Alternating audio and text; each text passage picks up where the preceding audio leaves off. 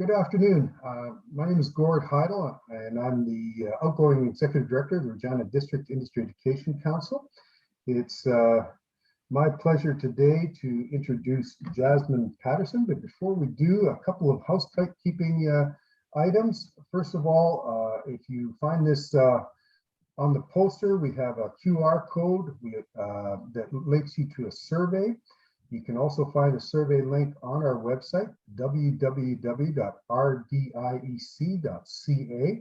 And that survey, if you take the time to complete it, it's less than 5 minutes, enters you for a monthly draw for a $50 gift certificate. And we would appreciate the feedback. So if you can please take the time to fill out the survey if you watch this video. So it's my pleasure today to introduce Jasmine Patterson. Jasmine is a small business account manager with BDC, which is the Business Development Bank of Canada. In her role, she is passionate about supporting Canadian entrepreneurs to achieve their ambitions through flexible financing and expert business advice. She's a University of Regina Hill School of Business graduate with a major in finance. Jasmine enjoys getting outside with her daughter and her dog in tow, drawing and rock climbing in her spare time. So without any further ado, I'd like to introduce you to Jasmine, and she can tell you a little bit about what she does. Awesome. Thanks so much, Gordon. Thank you for having me. So, I mean, you did like a great introduction already about kind of about me and what I do. But so as Gordon said, my name is Jasmine Patterson. I am currently an account manager with BDC, Business Development Bank of Canada. We're the bank for entrepreneurs, if you've seen the billboards and things around. So we support businesses across Canada. We're actually a national company, a federal crown corporation. So any business in Canada, we look to support them with their growth needs, with financing and advisory. Super fun gig. I get to talk to entrepreneurs, business owners on a daily basis, get to know a little bit about their challenges, their opportunities for their business, lots of different industries.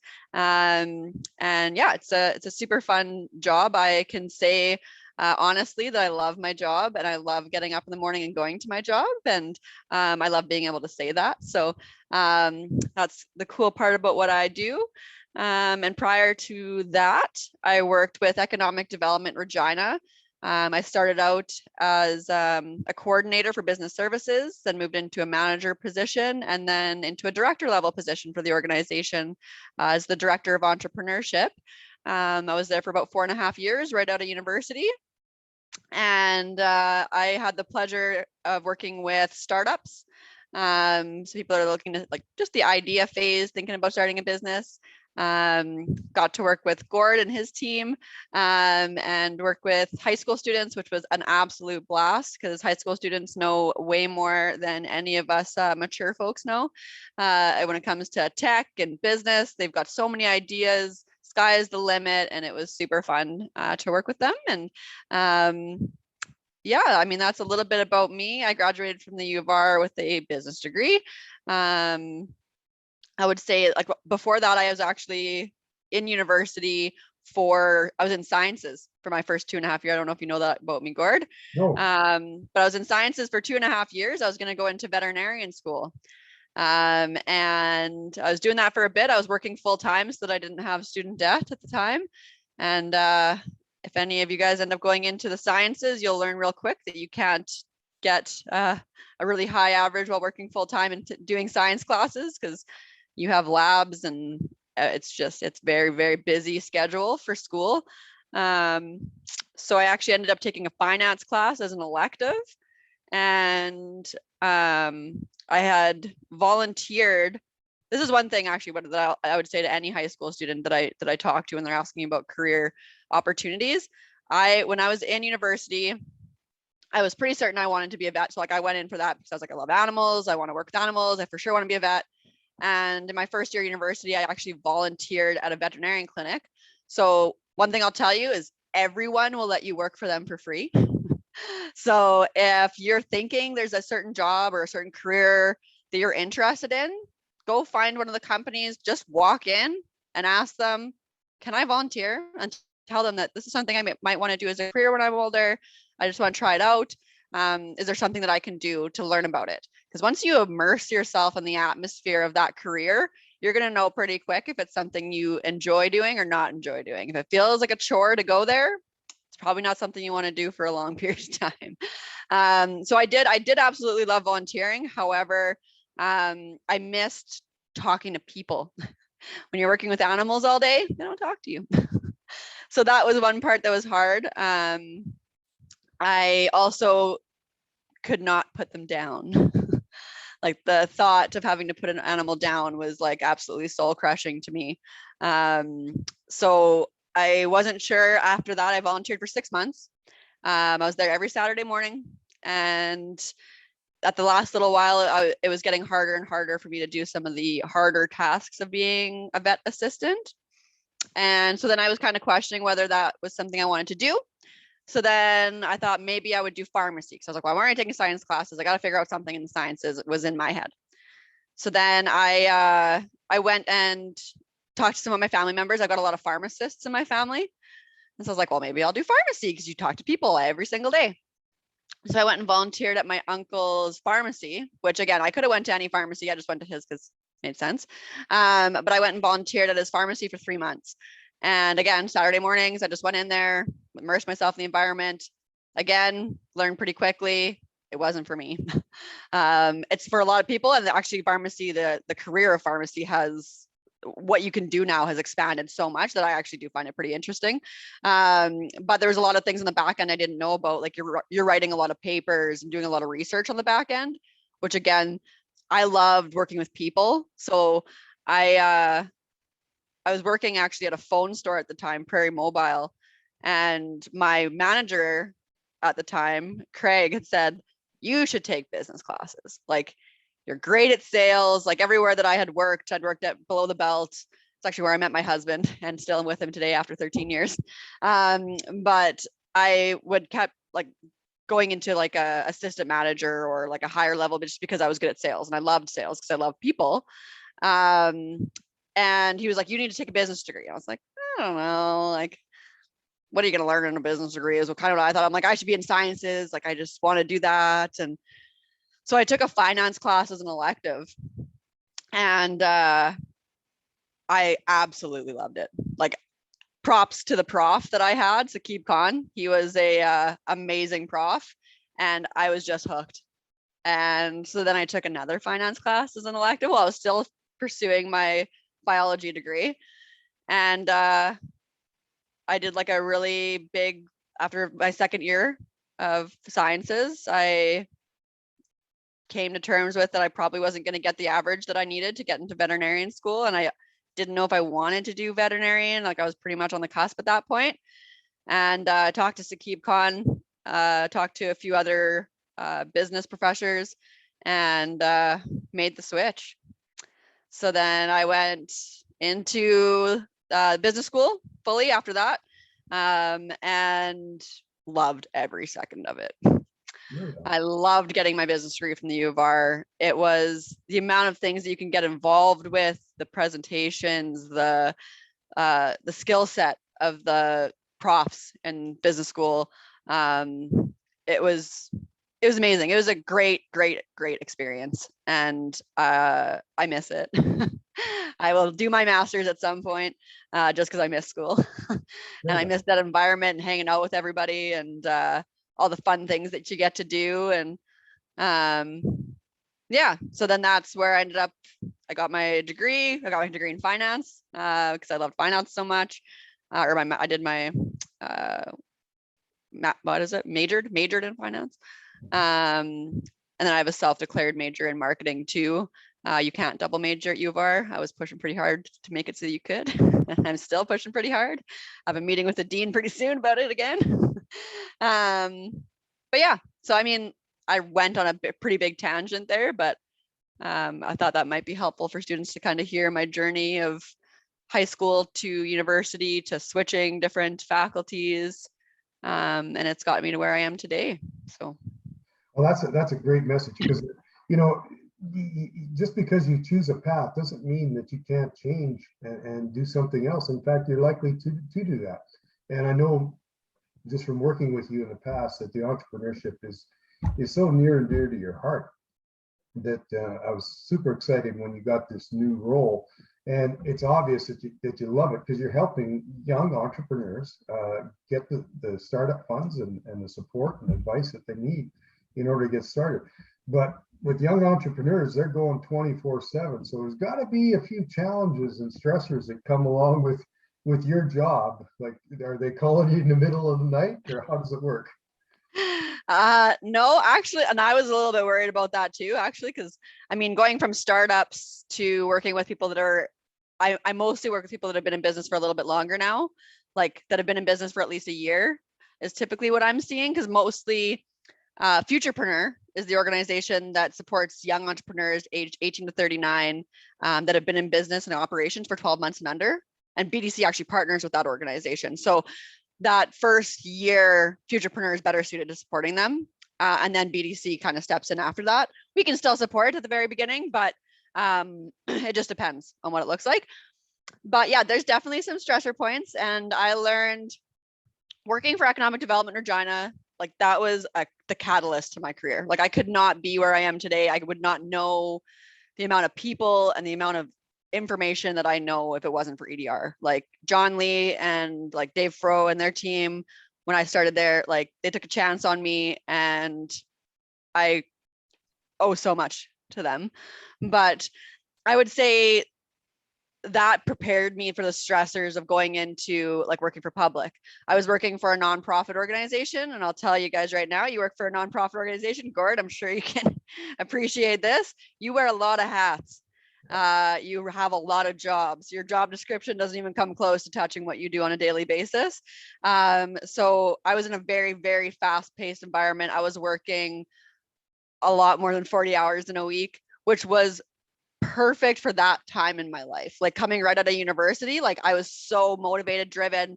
I didn't have as much responsibility on a family front at that point in time. Going out to events at night and meeting with people and like having to drink a glass of wine with different entrepreneurs and things like that. Like that was just, I loved it. Like I thrived off of it. And it was really stressful. I mean, I learned a lot from that too, because I did get to a point where I think I said yes to too many things, which was a blessing and a curse. I did end up, and I'll say this, and I think it's important for high school students to hear this too, is I burnt myself out. I actually burnt myself out to a point where I took a month off work. And I don't know if you know that either, Gord. No.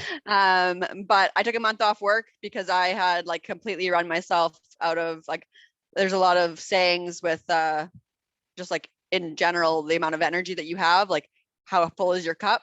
My cup had been overflowing for months because I was the president of SIPE, Saskatchewan Young Professionals and Entrepreneurs, which was amazing. It's a nonprofit organization. I was the president of that. I became a director within the EDR, which came with a lot more responsibilities on just the business strategy as a whole, and a lot more expectations on. And I mean, I put those expectations on myself. It wasn't John and his team that did it. I put it on myself. And then I was also getting married that year. So I was planning my wedding and did all those things at the exact same time. And I hit a wall. And I'm openly talking about it now. I learned so much from that. I set clear boundaries now. I know how much time in a week I'm willing to spend on work, how much time I'm willing to spend, or not will, but like how much time I want to spend with family, how much time I want to spend on my own personal goals outside of those two pieces of me.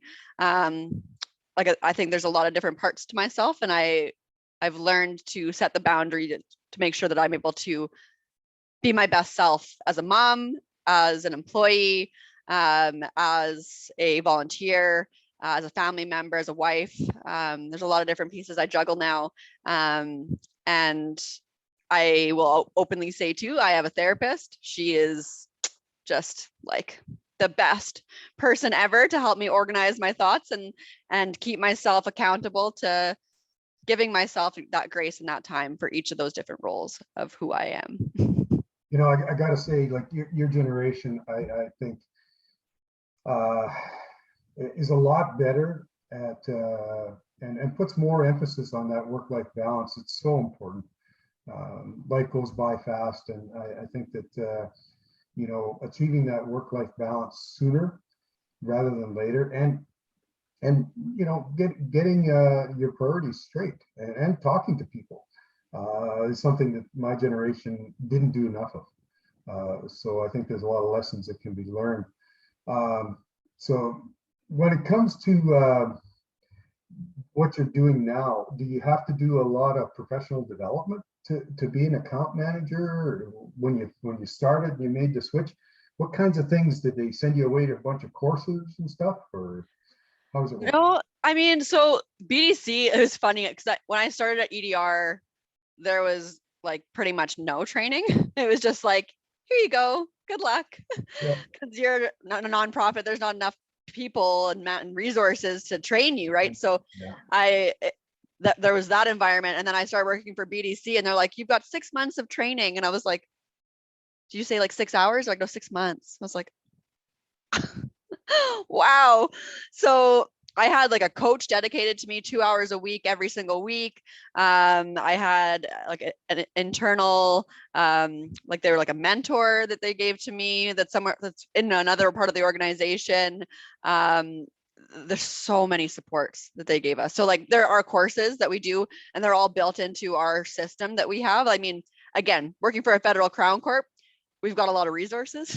So it was like a night and day approach that way. And it was absolutely incredible. Like if anybody wanted to work for BDC, I can't praise BDC and the work culture and the way they provide you with leadership and coaching and mentorship and the emphasis they put on mental health and flexibility and just growth of you as an individual. Like amazing, like yeah, amazing. Like our president, Isabel Hudon, like the things that she has come out and done for our entire organization, like all employees across the board for this summer, she gave every employee across the board, there's 2,400 employees, everyone gets a half day off every week from now until the end of summer, just because she's like, I know that we only get like a certain amount of summer here. yeah. So she just gave that to all employees across the board. She gave a raise, like a pretty good raise to deal with the inflation, all employees across the board, Mhm. on top of our normal annual raises that we get. Like little things like that. She gave like she increased our amount that we get per employee for therapy. She times it by like almost 10 times the amount for all employees. Like the leadership team at BDC, like when you do things like that for your employees, like I have had people approach me already since I've started here asking me to come work for them, and like didn't even think about it. Like didn't matter what they said to me about salary, didn't matter what they said to me, nothing. Don't care. Like I am committed to BDC and I want to do whatever I can to help Isabel reach the goals that she has for BDC. And like that's one thing that when you're looking for an employer, I guess. So another valuable lesson I learned, I had a mentor in university. I got one of the business profs to put me in touch with somebody that they thought would be a good mentor, because I heard that mentorship would be a good thing to do. I didn't really know what it meant. So I got a mentor, and they specifically had lined me up. Actually, it was a part of the business school's programming. They had a mentorship program, and that's what happened. They told me about this program that we had within the Hill School of Business, where you could get matched to a mentor as a student. And I utilized it. And the person that I got matched to, absolutely incredible human being. And the first thing he did was, Jasmine, let's figure out what your values are. And I was like, okay, like, what does that mean? He got me to go through a whole exercise to figure out what are the top 3 to 5 things that I value in my life the most. And then from there, because I was going through like a crisis in my last year, being like, I have no idea. Like when you have a business degree, sky is the limit for what your career could be, where you could work. So I was going through like, I didn't know what to do. I had companies talking to me. I was talking to companies. I didn't know what to do. And he said, let's start here. This is the first place you should start. And then go and look at the company's pages, like their websites, and look at what their values are. Do they align with yours? If they don't, you're not going to like working there. And it was just like such a light bulb moment. Like it seems so obvious, but you don't really think about it because you just think like, I know coming out of school, you're like, I need to make money. I want to buy a house, or I want to like, whatever. I want to go live on my own. Like that was my first thoughts too. And when he said that, he's like, money will come. If you align the values with an organization, you're going to love working for them and you'll get promoted within that, like, because you're going to align so well with their cause, their purpose, their values. So that's the other advice I'd give to absolutely any student going into university or coming out of university and going for a career. That changed everything for me, because I was actually working for a different organization and they did align with my values, but some of the pieces just didn't quite mesh. And then I met Dave Fro, and the rest is history. I mean, like, I aligned so much with their purpose and their cause and what they wanted to do for Regina. And I mean, again, I came in as a coordinator because I was just basically out of university. Within 3.5 years, I went from coordinator to manager to director, because I aligned so much with what they were doing that they wanted me to help be part of that leadership because I aligned with it. Mhm. Yeah, that power of reflection is absolutely key, and it's something that you have to force a bit. The same thing happened with me with teaching. It was somebody from the outside that told me I should be a teacher, and last thing I ever thought I'd do, but that reflection piece played a big role in me heading down that path. I used to tell my students that with a little bit of post-secondary in this country, really the sky's the limit. It opens up. You know, we hit the lottery when we were born here.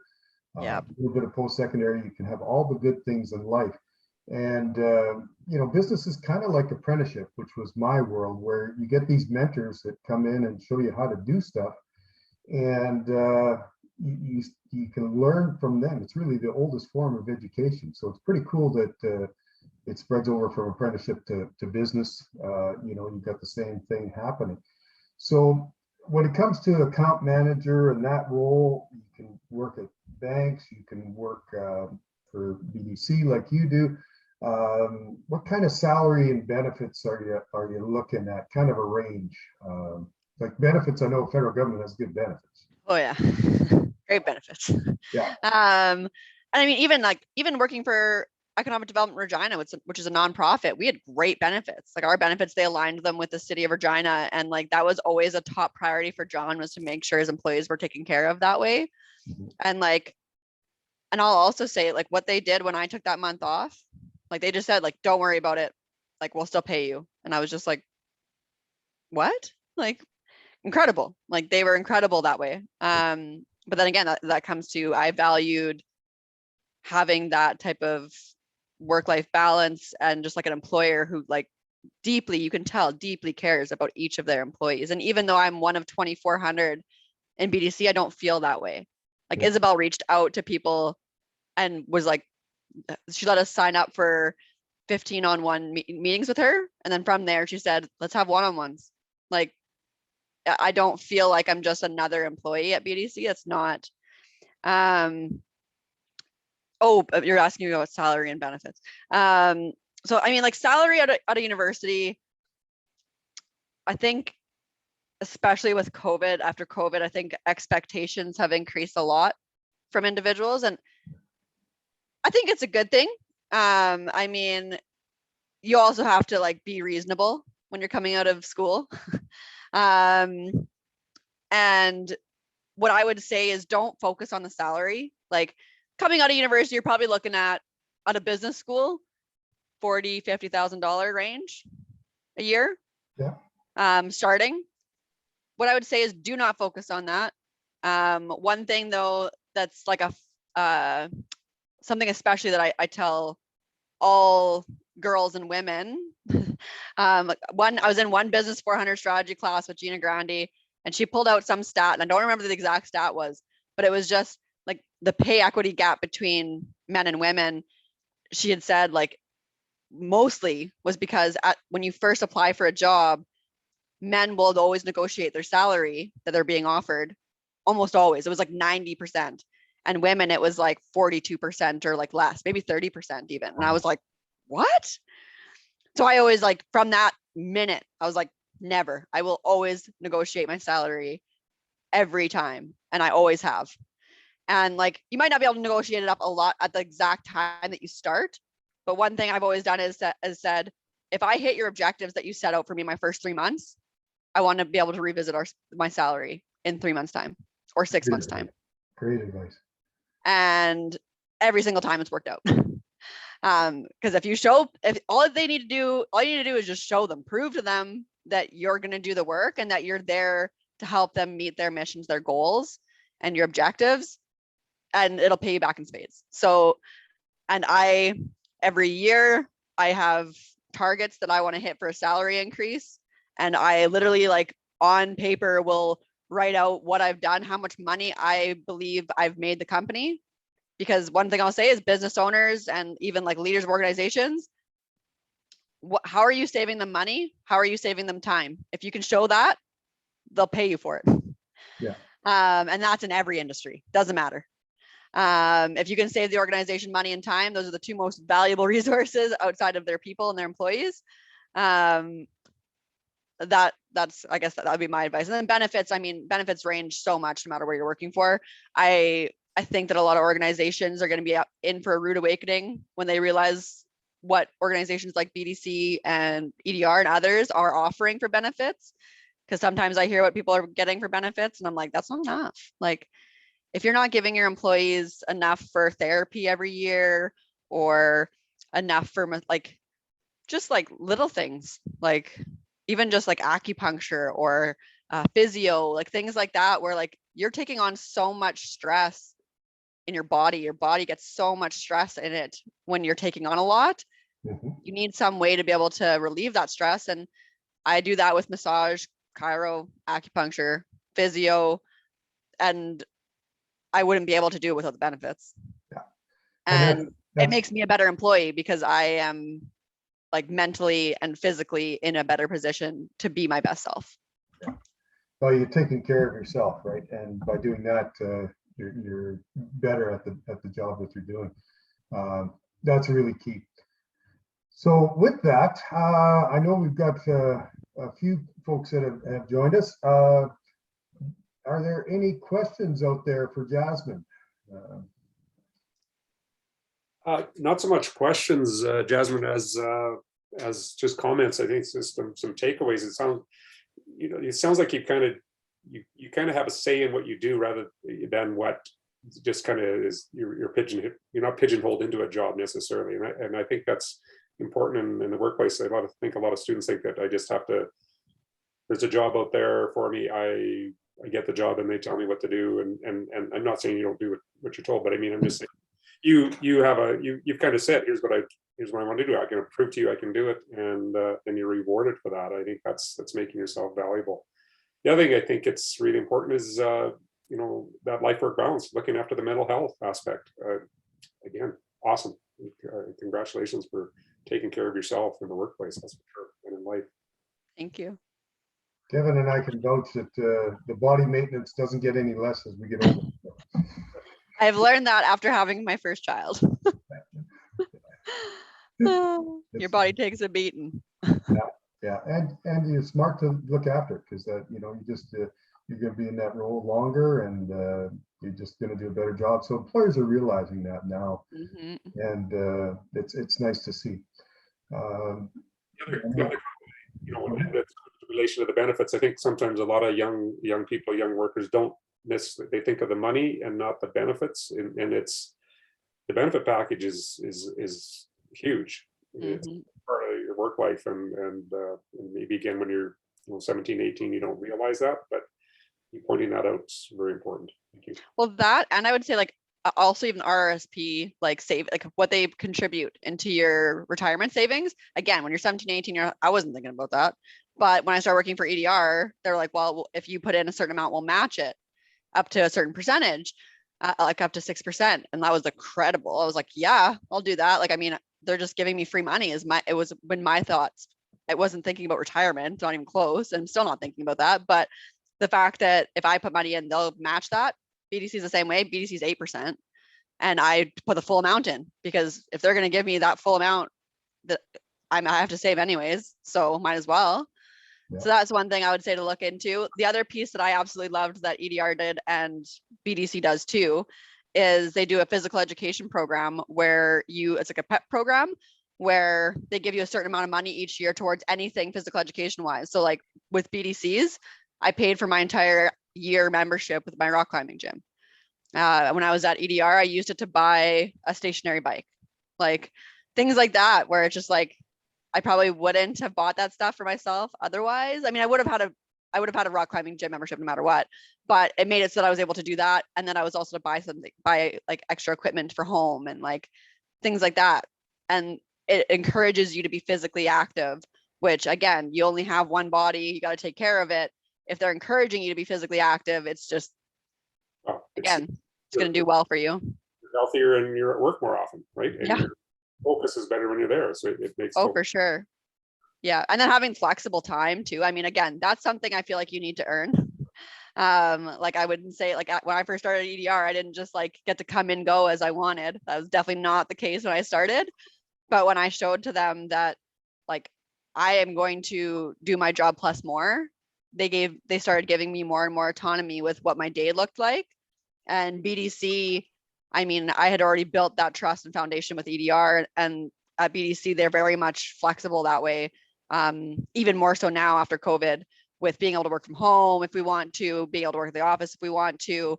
And then we also have flexibility where like if I work more, if I go to an event overnight or like do something over the lunch hour, I can leave early, or like I can go do an acupuncture appointment. Nobody's questioning me. Like they're not, but again, that's something you have to earn the trust to get that. But once you do, it's awesome.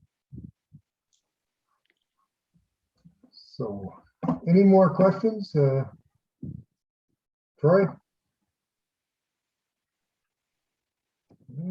Hearing none. Just want to thank you, Jasmine, for sharing what you do and your career path. You know, I really admire the young people that I've met through EDR, and it really started with you back in the day, and just the passion that you folks come out of the school with regards to business, and that entrepreneurship, the small business drives this country, and the ability to support them. You know, it doesn't just happen, you know, where it's given to them. It's a lot of work. They got to live and breathe it, and they need the supports like that you guys offer. So I want to thank you for the work that you're doing. It benefits us all, and thank you for sharing your journey. Yes, of course. If I could give like just one last piece that I had written down to make sure that I touched on, was just to people to get involved. Like, as I said, with university, the business school, like I got involved in the JDC West case competition. I got involved in the mentorship program. I actually led the peer-to-peer mentorship program that we had, where it was student to student, like it was a 3rd to 4th year matched with a 1st year. I led that program.